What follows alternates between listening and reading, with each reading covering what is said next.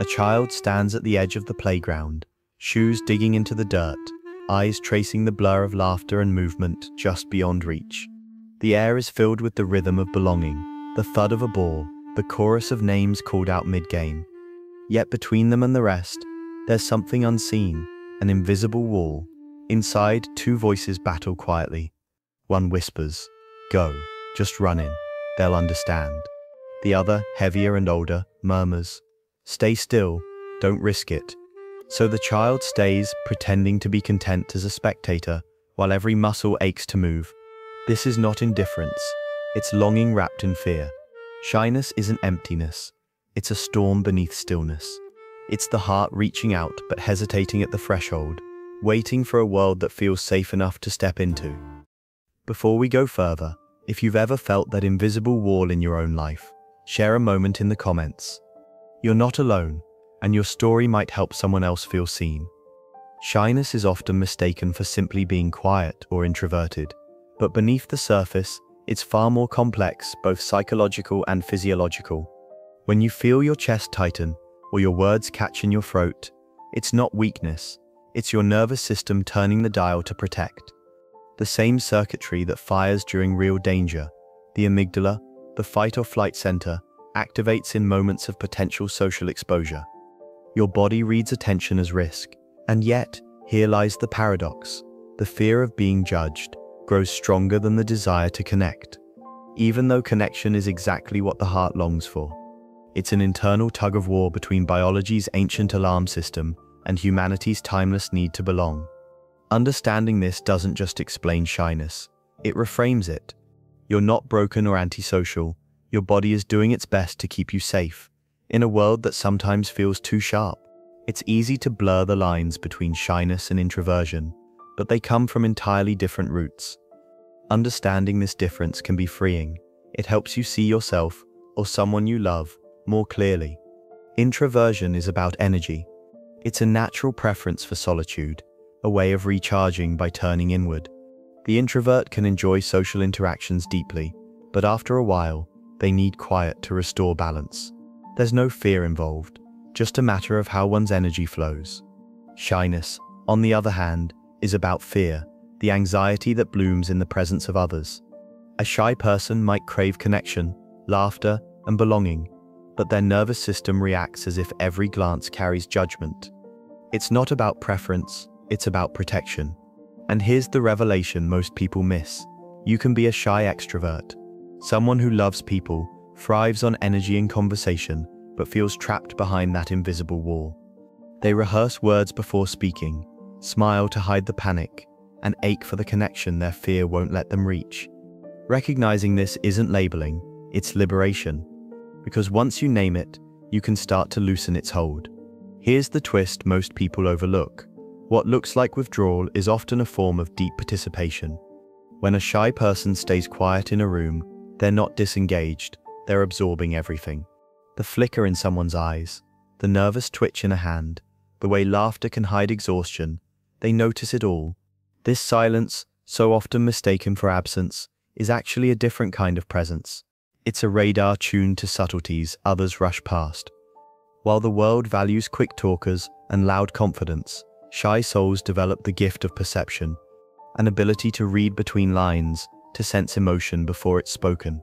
And that gift doesn't fade with age, it deepens. Many of the world's great thinkers, writers, and artists began as quiet observers, translating what they felt but couldn't say into words, music, or imagery that moved millions. Their stillness became their strength. So perhaps silence isn't a flaw to fix, but a language of its own, one that listens before it speaks. The edge of the playground might not shout to be heard, but one day they might speak in ways that echo far beyond words. Shyness doesn't exist in a vacuum. It's shaped, nurtured, or worsened by the world around it. Imagine a classroom where confidence is measured by volume, where the ones who raise their hands fastest are seen as the smartest. In such spaces, shy children quietly fade into the background, their silence mistaken for emptiness rather than thought. The danger is subtle but real. When a child learns that speaking up brings anxiety instead of encouragement, their ideas begin to stay locked inside. They stop raising their hands, not because they have nothing to say, but because no one waited long enough to listen. Over time, that quiet becomes a mask. And it makes you wonder how many brilliant ideas were never spoken. How many gentle minds went unnoticed because they bloomed in silence instead of sound. The solution isn't to push harder or demand louder voices. It's to create spaces where safety comes before performance. Where teachers, parents, and peers offer gentle invitations instead of public pressure. Sometimes, the smallest gestures, a soft question, a reassuring nod, a quiet "take your time," can turn fear into trust. Because when the environment feels safe, the shy don't need to change who they are. They simply unfold. Shyness doesn't always vanish with age. Sometimes, it grows quieter but deeper, like an echo that follows us into adulthood. The same whisper that once held a child back on the playground can resurface in the boardroom, the first date, or the job interview. Stay quiet, don't risk it. It's astonishing how the body can forget faces and places, but remember fear so vividly. For many adults, this old script still runs in the background, shaping choices, silencing opinions, shrinking dreams before they're even spoken. Yet here's the truth. Shyness is not a life sentence, it's a chapter. And chapters can be rewritten. The human brain is remarkably adaptable. With awareness and gentle practice, the neural pathways built around avoidance can be rewired toward courage, presence, and connection. The difference between an anxious adult and a confident one often isn't talent or personality. It's the environment that once met their fear. Were they ridiculed, or were they met with patience? Were they told to speak up, or were they invited to share when ready? Every time we offer understanding instead of judgment, we plant a seed of confidence, not just in children, but in the adults they'll become. Because courage doesn't always roar. Sometimes, it begins as a whisper that finally says, "It's safe now, you can speak." In the end, shyness isn't just a personal trait. It's a mirror reflecting something profoundly human, our shared struggle with vulnerability. Beneath every hesitant glance and quiet pause lies the same yearning that moves us all, to be seen, to belong, to matter. We often mistake silence for absence, but in truth, it's full of presence, a presence still learning how to trust the world. The shy child doesn't lack light. They guard it carefully. And maybe that's the point. Think of them as a small candle in a room full of wind. The answer isn't to demand a bonfire or scold the flame for being small.